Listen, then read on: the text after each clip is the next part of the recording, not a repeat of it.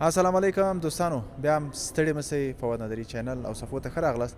دوستانو لکه څرنګه چې کوم ځای کې تاسو وینئ زه یم دلته، نو دا مسجد په نوم دی قنداریان یادېږي. شاید کوم دوستان چې پل سرخ ته راغلي دي مسجد سره حتما نوم سره بلدتیا لري، خو اوس موږ د دې مسجد کې تغیراتونه وینو. ماشاءالله ډېر په یو ښایسته ډیزاین باندې دا جوړ شوی ده. که تاسو وګورئ دلته ډېر یو ښایسته ډیکور جوړ شوی ده. زما له خیال چې د دې تیږې ټول د افغانستان نه او په ضمن کې دلته لرګي لیدل کېږي چې د کونړ د لرګیو نه همداسې به وي صاحب که نه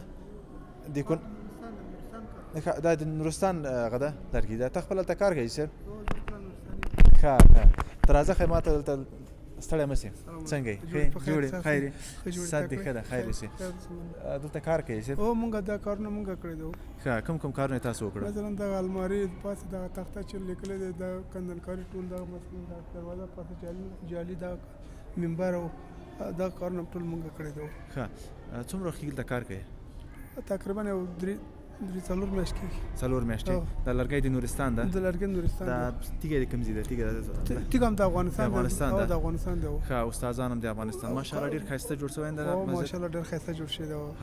الله پاک دې هغه چا ته خیر ورکړي چې بس دلته همکاري کړې ده، کومک زحمت کړی. دا چا له خوا نه جوړ شوی ده؟ دا د ولس خلکو همدغه منطقې له خوا جوړ شوی ده. منطقه خلکو په نوم د قنداریانو یادېږي دا مسجد قنداریا په نوم یادېږي دا.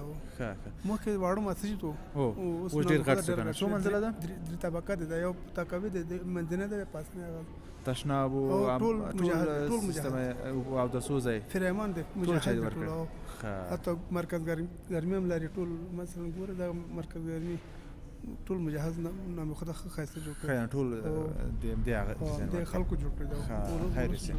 بس تاسو د ملا خیر درکې دلته کار کوئ؟ او موږ تقریبا څلور میاشتې کې دلته کار کوو.